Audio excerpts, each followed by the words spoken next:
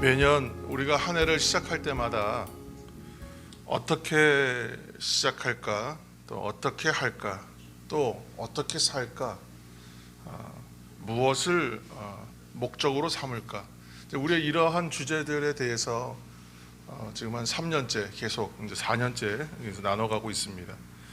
그런 질문을 떠올리면서 이제 말씀을 준비하면서 올해 2024년도는 또 어떻게 좀 더 의미 있고 좀 특별하게 그렇게 살아내야 할 텐데 소망하는 마음으로 기도했었어요. 그래서 이 제목이 제 기도 제목이었습니다. 주님 어떻게 시작할까요? 하는 기도 제목이었습니다. 근데 그 가운데에 주신 두 가지의 내용을 가지고 오늘 말씀을 이제 나누겠습니다. 지난 해는 우리가 예배의 모임을 좀 회복했던 해였습니다. 멈춰 있었던 것들이 이제 시작됐다는 것에 이제 큰 의미를 둡니다. 그리고 신앙 회복의 가장 중심이 되는 것은 말씀과 기도의 삶이라고 우리가 계속 나누었습니다. 그래서 말씀과 기도의 삶을 살고자 힘쓴 해였습니다. 회복이라고 하는 것은 결국은 본질로 돌아가는 것이죠. 그래서 어떤 사업이나 인생의 어떤 실패를 경험하거나 또는 건강의 문제가 좀 상실이 되었거나 관계가 무너졌거나 이러한 부분들이 회복된다는 것은 그 이전의 상태, 가장 좋았던 때에 정상적인 때, 온전한 때로 돌아간다는 의미입니다. 그것이 회복이죠. 성경은 태초에 하나님이 천지를 창조하셨습니다 라고 하는 매우 간단한 선언으로 이 거대한 이야기를 시작합니다. 창세기 1장 1절 태초에 하나님이 천지를 창조하시니라. 하나님께서 천지를 창조하실 때 천지는 말씀으로 창조하셨습니다. 창조 이전의 세상이 어떠했는가에 대하여 우리 2절에서 말씀하고 있습니다. 2절 말씀입니다. 땅이 혼돈하고 공허하며 흑암이 깊음 위에 있고 하나님의 영은 수면 위에 운행하시니라. 아멘. 우리가 살아가는 세상의 본질은 어떠했냐면 이처럼 혼돈, 공허, 흑암 이런 말로 표현할 만큼 무질서했다는 것이죠. 그래서 이것을 그냥 영어 한 단어로 표현하면 nothing입니다. nothing.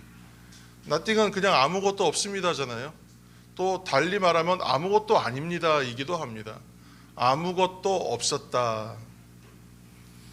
아무것도 아니요, 아무것도 없었다는 거예요. 그런데 이 허무와 공허와 흑암 위에 하나님께서 창조를 시작하시는데 그 창조를 무엇으로 시작하시냐면 말씀으로 시작하신다는 거예요.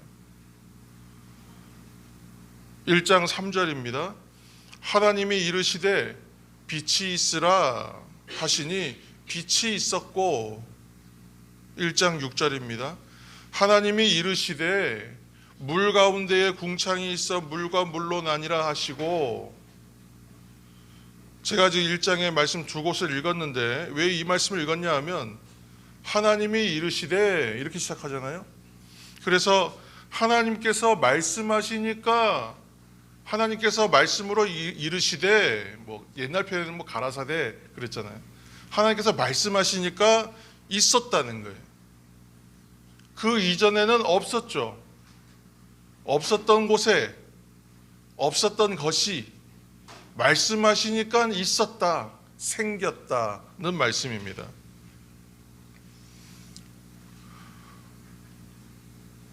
빛이 있으라 말씀하시니까 빛이 있었어요. 세상이 바뀌는 겁니다. 그 이전에는 혼돈과 흑암과 무질서였다면 그 위에 빛이 있으라 하시니까 빛이 생기고요. 그리고 나서부터는 더 이상 어둠이 아니게 됩니다. 우리가 여기서 주목할 것은 무엇이냐면 빛이 생겼구나. 그것이 아니라 이 빛이 어떻게 생겼나를 보아야 합니다. 세상을 변화되게 하는 빛이 생기는 과정에서 가장 우리가 중요하게 보아야 할 것은 이것이 우연히 생긴 것이 아니다. 하나님께서 만드신다. 그런데 무엇으로 하시냐면 하나님이 말씀으로 시작하신다는 거예요. 여러분 이 사실이 굉장히 중요한 이야기입니다. 하나님이 혼돈과 무질서한 세상에 빛을 주세요. 어둠을 밝히세요. 그래서 혼돈과 무질서와 흑암이요 아무것도 아닌 무의 상태, nothing, 무의 상태에 있던 이 세상에 말씀으로 질서를 두신다. 이 놀랍고 아름다운 창조인데 이것을 요한복음에서 요한은 뭐라고 표현했냐면 요한복음 1장 1절에 3절 제가 읽겠습니다. 태초에 말씀이 계시니라. 태초에 말씀이 계시니라. 이 말씀이 하나님과 함께 계셨으니 이 말씀은 곧 하나님이시니라. 그가 태초에 하나님과 함께 계셨고 만물이 그로 말미암아 지은 바 되었으니 지은 것이 하나도 그가 없이는 된 것이 없느니라. 아멘. 위대한 선언이, 굉장히 아름다운 선언이에요. 말씀이 계셨다는 거예요. 말씀이 태초부터 있었고 말씀 없이는 지은 바 된 것이 없다고 말하고 있어요. 여러분, 창조의 핵심은 그러니까 말씀이었습니다.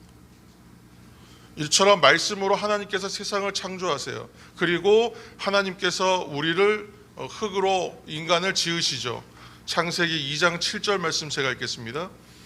여호와 하나님이 땅의 흙으로 사람을 지으시고 생기를 그 코에 불어넣으시니 사람이 생명이 된지라. 아멘. 자, 이제 우리 잘 아는 이야기입니다. 흙으로 사람을 만드십니다. 그런데 여기서 말하는 흙이라고 하는 것은 우리 어린아이들 아침에 예배 드릴 때에도 하나님께서 만드실 때에 무엇으로 만든다 그러면 준비물, 재료가 필요하다 그랬어요. 뭘 만들 때. 그런데 하나님은 그런 재료와 준비물 필요 없으시다고 얘기했었는데, 그런데 창세기 2장 7절에 보니까 무언가로 만드시긴 하시는구나 하고 보는데 흙으로 만드셨다 그러니까 우리가 아이들이 공작 시간에 점토나 공장용 흙을 가지고 만드는 것처럼 그렇게 빚으셨나 보다. 저도 그렇게 어렸을 때 그렇게 배웠습니다만 그러한 흙이 아니죠. 지금 하나님께서 만드신다고 하는 것은 그러한 흙이 아닙니다. 아파르라고 하는 것은 없는 거예요. 그것을 굳이 표현하면 티끌이라고 해요. 또는 먼지, 그런 것을 말합니다.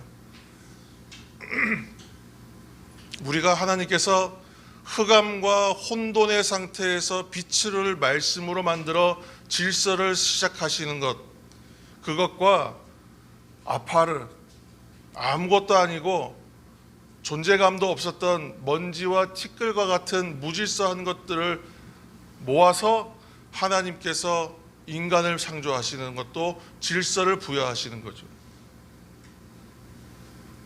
창세기가 말하는 본질은 뭐냐면 너무 닮았다는 거예요. 세상에 혼돈하고 무질서한 것 위에 하나님께서 말씀으로 질서를 세우시는 것처럼 사람도 그저 무질서한 것, 혼돈한 것, 먼지와 같고 티끌과 같이 아무것도 아닌 것이었던 것으로 사람을 만드시는 질서를 세우셨다.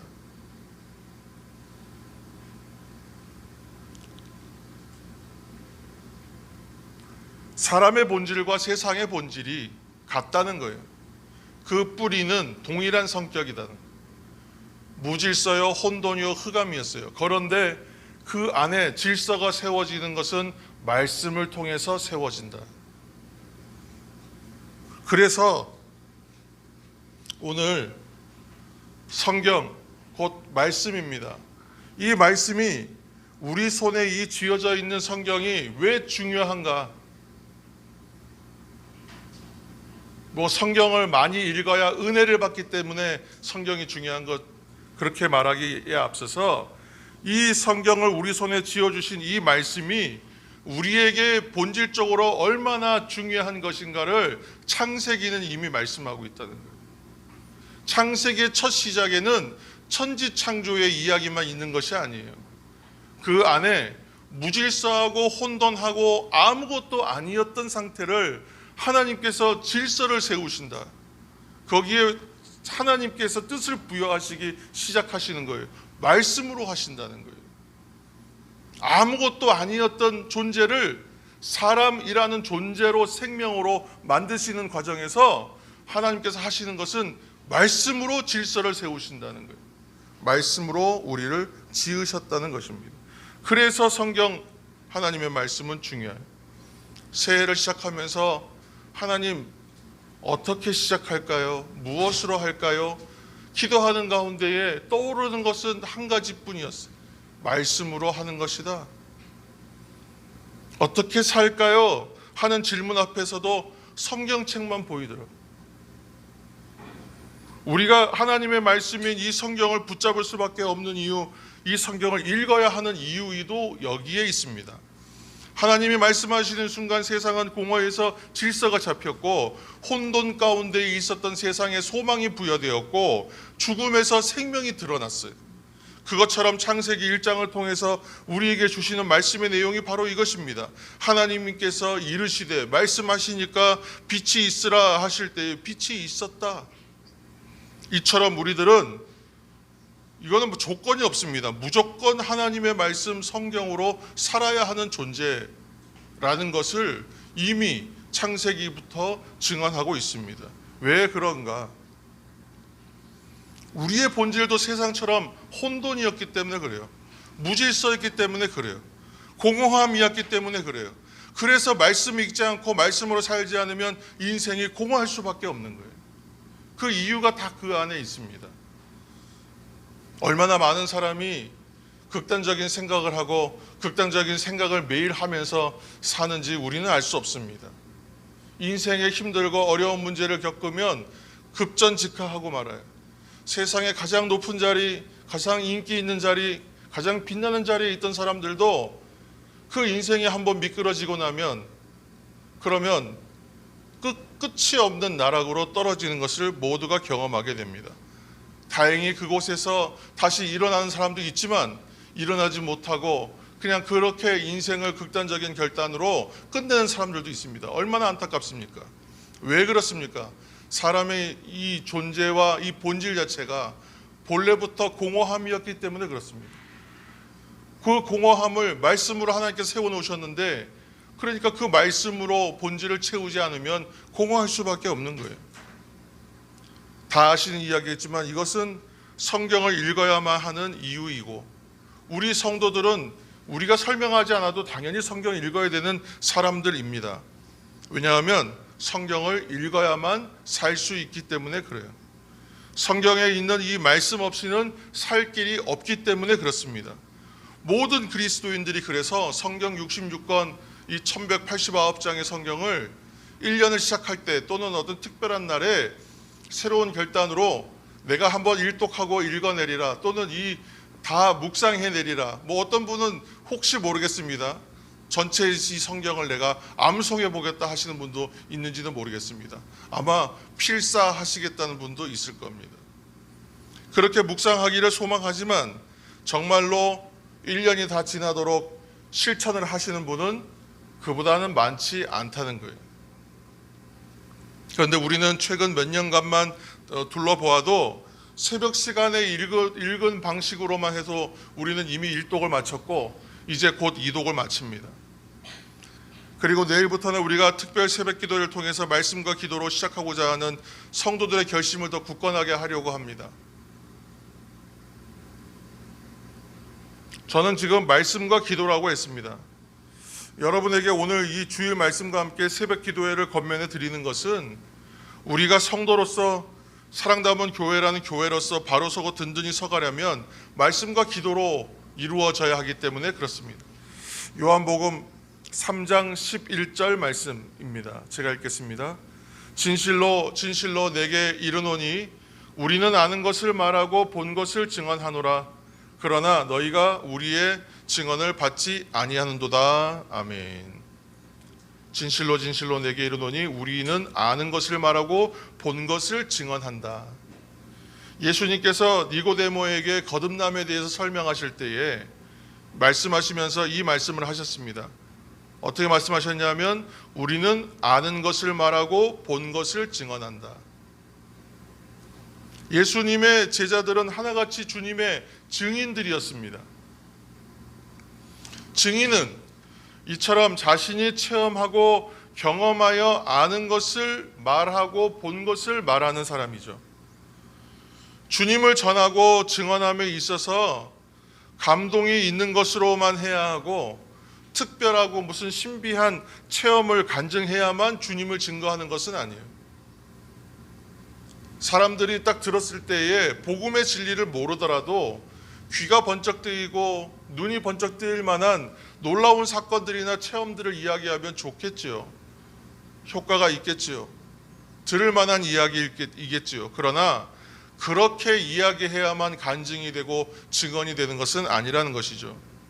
다만 내가 아는 것, 내가 아는 것으로 이야기하는 것입니다. 내가 받은 것으로 이야기하는 것입니다. 내가 알게 되었고 내가 은혜로 받은 것을 전할 때 그것이 증언이 되고, 내가 은혜로 받은 것을 전할 때 그것이 능력으로 나타납니다. 저와 같은 목회자의 가장 중요한 본분은 말씀 사역이라고 배웠습니다. 저도 그렇게 말씀 사역자로 부름 받았다고 생각합니다. 그런데 말씀을 전하는 데 있어서 성경을 모두 외운다고 해서 말씀을 잘 전할 수 있느냐? 꼭 그렇지 않더라고요. 신학적인 공부를 많이 쌓고 잘 해야만 말씀 잘 전할 수 있느냐? 그것도 당연히 아닙니다. 우리가 늘 새벽마다 또 때마다 여러 번 기회를 가지고 말씀을 드렸지만, 성도 여러분, 말씀은 영적인 높이와 깊이만큼 열리는 거예요.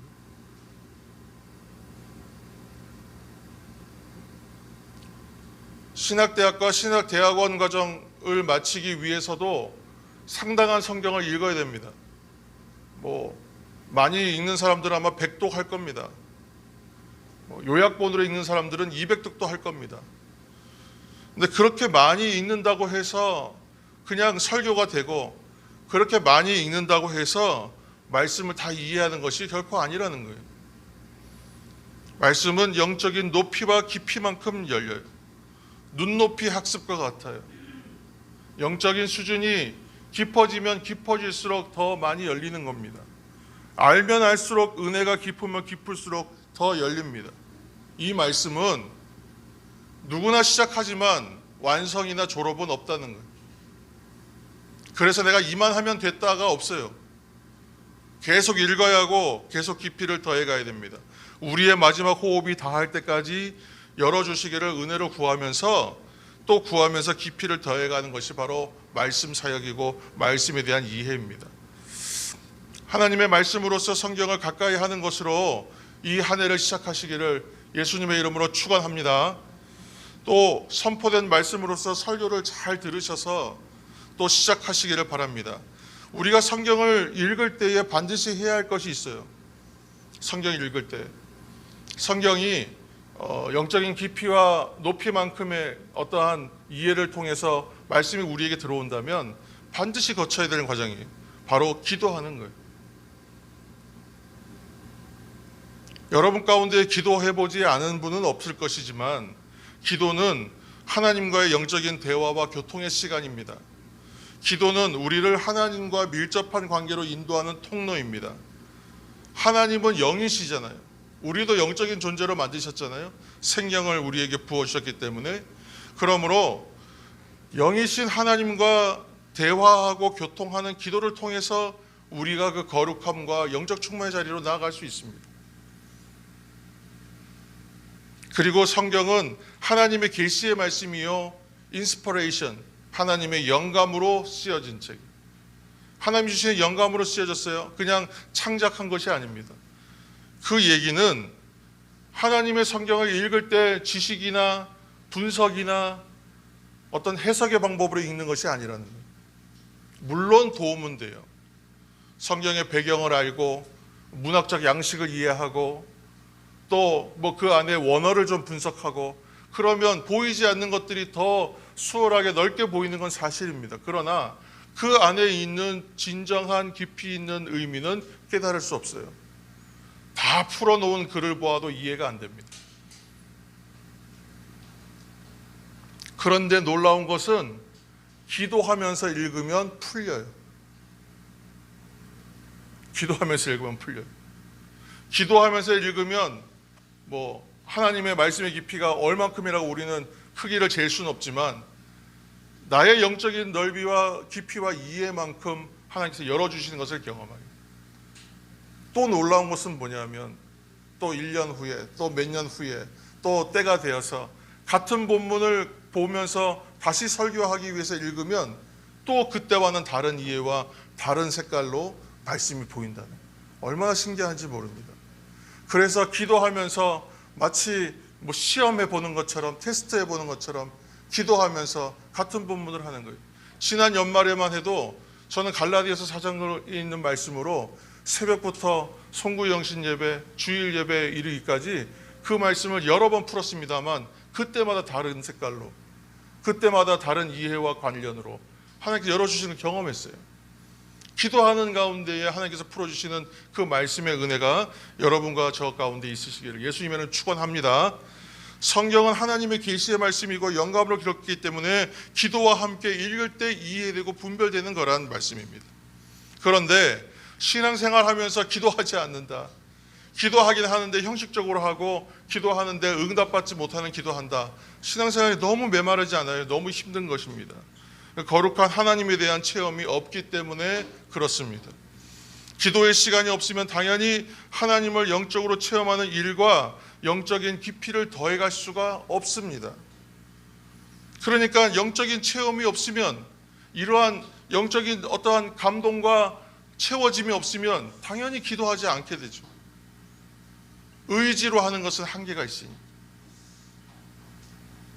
운동도 재미가 있어야지 하는 것처럼 기도도 즐거움이 있어야 됩니다. 그 영적인 은혜와 깊이가 더해질 때, 그 즐거움이 있을 때 기도하게 되고, 그렇게 기도하면 또 영적인 깊이를 더해가고, 계속 이것이 깊이 더해가서 반복되면서 기도가 깊어지는 것인데, 그런데 기도하는 데에 체험이 없고 기도하는 데에 채워짐이 없으니 기도하지 않는 것이죠. 기도하지 않으니 말씀이 열리지 않습니다. 그러니까 설교가 하나도 안 들어옵니다. 하나님의 말씀 일주일에 한 번, 또 새벽까지 하시는 분은 조금 더 횟수가 많겠지만 매번 들어와서 말씀을 듣는데 말씀이 하나도 내 안에 심령에 들어오지 않는데 어떻게 신앙생활을 할 수 있겠어요?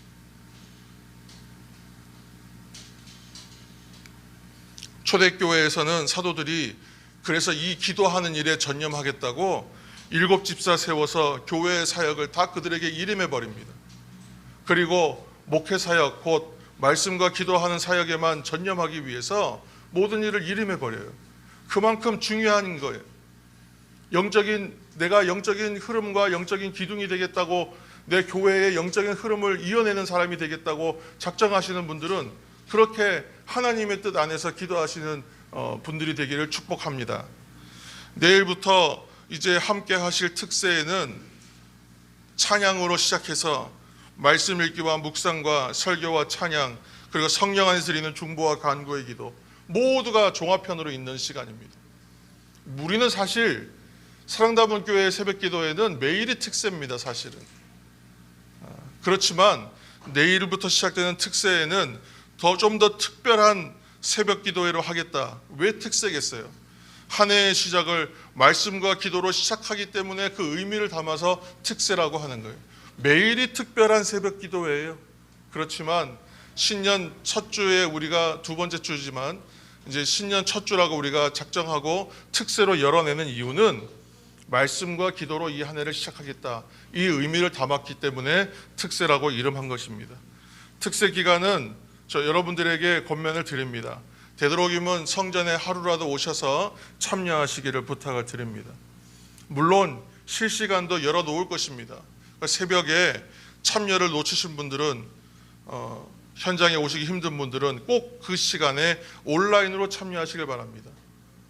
그리고 교회가 그렇게 함께 할 때의 은혜가 배가가 됩니다.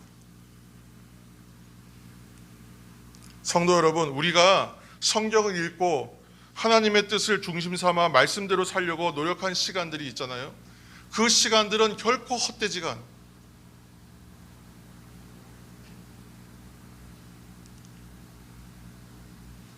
하나님의 말씀으로서 성경은 우리 인생에 예고 없이 다가오는 시험과 고난과 실패와 환난을 온전히 극복하고 이기는 확실하고 부작용이 없는 백신입니다. 제 코로나 때 우리가 백신에 대한 이야기하면서 이 말씀도 한번 드렸습니다. 말씀과 기도가 우리의 심령 깊은 곳까지 들어와서 은혜가 되어서 그 안에 신앙이 쌓여야 됩니다. 그 안에 하나님의 은혜가 쌓여야 돼요. 그 쌓임이 없이, 그 깊이를 더함이 없이 거대한 인생의 파고를 만날 때에 이겨낼 방법이 없습니다. 세상의 방법으로 안 되는 것 여러분 체험하고 경험해서 아시지 않습니까? 세상의 방법으로 우리의 모든 문제를 해결할 수 없다는 거 여러분 아시지 않습니까? 아무리 큰 재물과 아무리 큰 방법을 들여도 우리의 인생에 있는 모든 문제를 해결할 수 없다는 거 여러분 아시지 않습니까? 그런데 왜 우리가 세상을 바라보고 있어야 합니까? 왜 답이 없는 세상을 향해서 답을 달라고 누구를 향해서 외쳐야 되는 것입니까? 누구를 의지해야 되는 것입니까? 이 너무나 분명하고 너무나 확실한 이 본질적 질문 앞에서 우리의 신앙은 어디로 가고 있는지를 생각하시는 이 첫 주가 되기를 축복합니다. 정신이나 육체의 힘으로 감당할 수 없는 문제 앞에서 우리는 무엇으로 이겨야 할까요? 영적인 능력으로 이겨야죠. 육체로서 안 되는 것을 정신적으로 극복한다고요? 정신이 무너지면 그러면 어디로 가야 됩니까? 육체가 완전히 부서지면 어디로 가야 됩니까? 영적인 것으로 이겨야 되지 않겠습니까? 세상에 줄 수 없는 지혜를 통해서 헤쳐갈 길과 피할 길과 이길 길을 우리는 얻어야 합니다. 세상에 줄 수 없는 평안과 위로가 우리를 붙들어 주셔야만 합니다. 그래야만 문제도 이기고 병도 이기게 되는 것입니다. 그러므로 성도 여러분, 지금 우리에게 주어진 지금 이때가 은혜의 때라는 것을 여러분 생각하시기 바랍니다. 어느 때든지 여러분 상관없어요. 말씀이 내 안에 들어와서 말씀이 내 심령에 자극이 되고 말씀이 나에게 도전이 되면 그때가 바로 은혜의 때입니다. 하나님께서 오늘 이 시간 이 말씀으로 나를 권면하여 붙들어 주시려고 하나보다. 그때가 기도의 때입니다. 그러면 말씀이 열립니다. 말씀을 붙들면 기도가 또 열립니다. 그리고 우리 안에 심령의 은혜의 깊이가 더해가는 은혜가 있습니다. 세상의 길과 하나님을 따르는 길이 어떻게 다른가를 이 한 해간 여러분 확인하시고 증언해내시는 저와 여러분 되시기를 축복합니다. 세상의 풍조를 따르면서 애쓰던 시간을 여러분 돌이키셔서 이젠 참된 생명이 있는 길, 구원받은 자녀로서 사랑으로 구원받은 인생을 말씀과 기도 가운데 살아나갈 때에 진정한 자랑과 복됨이 있는 길을 걷게 하시겠구나. 내가 정말 기쁨을 누리겠구나. 여러분 이 생각을, 이 기대감을 가지시고 이 한 해를 살아내시는 저와 여러분이 되시기를, 또한 특세에 참여함으로 은혜를 더하시기를 예수님의 이름으로 축복합니다. 기도하겠습니다. 한 해의 시작 예배로 시작하게 하심을 감사합니다. 우리의 성도들 오늘 여러 곳에 흩어져 있는 분도 있습니다만 어느 곳에 있든지 이 한 해의 시작을 예배로, 말씀과 기도로, 은혜로 살게 하여 주셔서 우리 모두가 좋은 밭이 되게 하여 주시는 하나님의 은혜를 누리게 하여 주옵소서. 세상의 방법, 세상의 관점으로 해결할 수 없음을 깨달아 하나님께서 하실 것이다, 하나님께서 하여 주옵소서. 붙들고 하나님 앞에 의지하였을 때에 세상의 길과 다른 하나님을 따르는 길이 어떻게 다른가를 분명하게 확인하는 2024년도 한 해가 되게 하여 주옵소서. 그래서 세상의 풍조를 따르지 않고 세상의 풍조를 따르며 애쓰던 시간을 다 내어버리고 이제 참된 생명이 있는 길, 구원받은 자녀로서 사랑받은 이 구원받은 인생을 말씀과 기도 가운데 살아나감으로 진정한 자랑, 진정한 복됨, 하나님 생명이 있는 길 걷는 기쁨 누리게 도와주옵소서. 예수님의 이름으로 기도합니다. 아멘.